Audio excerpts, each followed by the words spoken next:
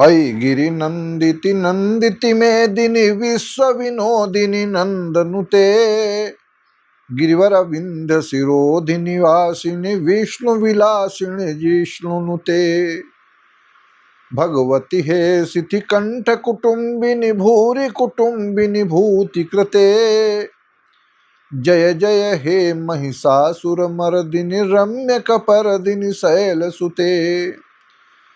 मैं हूं आचार्य रमाकांत मिश्र। अपने इस YouTube चैनल पर सभी दर्शकों का एक बार पुनः हार्दिक स्वागत करता हूं। पुलवामा में जो जघन्य अपराध पाकिस्तानी आतंकवादियों ने और कुछ जम्मू कश्मीर के कुछ अराजक तत्वों ने जो मिलकर के एक बहुत बड़ा षड्यंत्र हिंदुओं के साथ में रचा है, और ऐसे जो पर्यटन की इच्छा से पर्यटक लोग जिनके ऊपर एक आघात पहुंचाया गया, केवल उनके लिए नहीं अपितु ये संपूर्ण भारत के लिए आघात का विषय किया गया है। पाकिस्तान में गृह कलह और इसकी भविष्यवाणी मैंने सालों पहले से की कि अनेक प्रकार की विषमताएं पाकिस्तान के अंदर होने वाली है, पाकिस्तान का नाश होने वाला है, पाकिस्तान कितने टुकड़ों में बटेगा, इस सब समय समय पर बताने का प्रयास करता रहा, लेकिन अब वह नज़दीक समय आ गया है।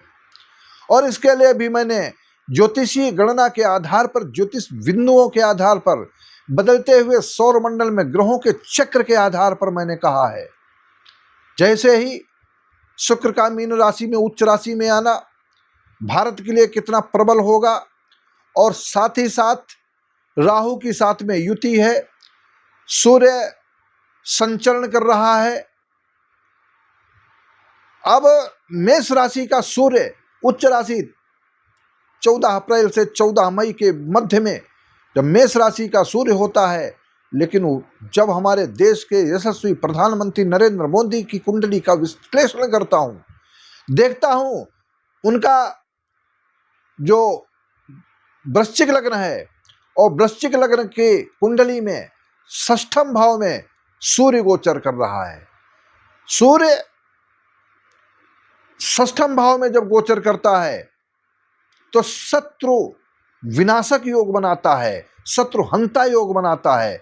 इसलिए मोदी जी के जो शत्रु हैं, जिन्होंने वर्षों से जीना दुर्वाह किया है, और ऐसे अराजक तत्व जिसको एक ज्योतिषी विधा के आधार पर जब जब मैंने कोई ऐसे अंतर्राष्ट्रीय वीडियो दिए, या 29 मार्च को बदलते हुए शनि ग्रह के कारण मैंने जैसे बताया, या पूर्व में भी जब मंगल ग्रह का राशि परिवर्तन हुआ, मंगल अपनी शत्रु राशि मिथुन राशि पर गया, और 3 अप्रैल 2025 को जैसे ही मंगल का राशि परिवर्तन फिर एक बार कर्क राशि अर्थात अपनी नीच राशि पर प्रवेश कर गया, तब से लेकर के 7 जून के मध्य तक होती हुई घटनाओं के आधार पर मैंने भविष्यवाणी की सारी सत्य प्रतीत हो रही है। आज आप देख रहे हैं पाकिस्तान बिलबिला रहा है, परेशान है, हताश है। वहाँ के एक उसका जेट विमान जो नई पीढ़ी का था, वो कल ही, आज मैं जब यह वीडियो दे रहा हूँ आपके समक्ष, तो यह वीडियो 30 अप्रैल 2025 को दे रहा हूँ, और 29 अप्रैल को उसका एक विमान ध्वस्त हो गया। सैकड़ों ऐसे मिलिट्री के वहाँ पाकिस्तान के ऐसे उनके पाकिस्तान की मिलिट्री के लोग हैं जो सीमा पर लड़ना नहीं चाहते, हताश हैं, निराश हैं। यह सब क्या स्थिति है? एक राशो यदा यान्ति चत्वारः पंचवा ग्रहा पलावयन्ति तथा पृथ्वी रुद्रेण जलेनवा। शून्य शनि पूर्व जन्म के कर्मों का फल देता है, न्यायाधीश है। अच्छा कर्म करता है अच्छे फल देता है, और बुरा कर्म करता है तो बुरे फल देता है। शनि अपने बृहस्पति की राशि में अर्थात मीन राशि में गोचर कर रहा है। सूर्य मेष राशि में है, वृष राशि में बृहस्पति गोचर कर रहा है।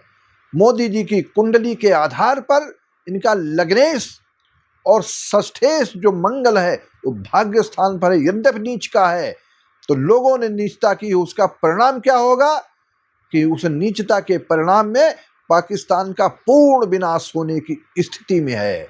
और इतना बड़ा विनाश पाकिस्तान ने कल्पना नहीं की होगी। आज आपको ये एक गणना बताऊं, कुछ रहस्य है, क्योंकि वर्तमान समय में सूर्य के साथ में राहु गोचर कर रहा है मीन राशि में, और राहु के साथ शुक्र भी है।